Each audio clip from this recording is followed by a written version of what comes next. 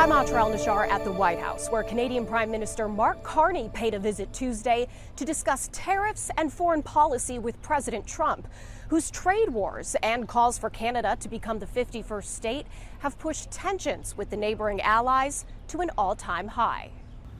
America's friendly neighbor to the north arriving at the White House with a couple bones to pick with President Trump. This is not going to be like we had another little blow up with somebody else. That was a much different.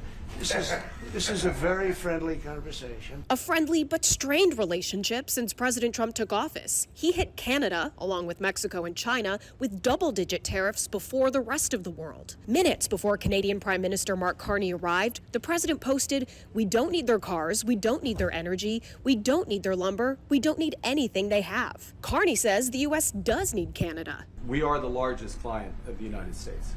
50% of a car that comes from Canada is American. That's not like anywhere else in the world. Before Carney and Trump started their closed-door meetings, the president drew a red line. Is there anything he could say to you in the course of your meetings with him today that would get you to lift tariffs on Canada? No. Why not? Just the way it is. American and Canadian officials have discussed tariffs before, but this Oval Office meeting was the first time we saw these leaders broach in person the subject of Trump's relentless calls for Canada to become the 51st state. Here's how it went. It would really be a wonderful marriage because it's two places that get along very well. They like each other a lot. Well, if I may, as you know from real estate, there are some places that are never for sale. That's true. We're sitting in one right now. But never say never. Respectfully, Canadians' view on this is not going to change on the 51st state.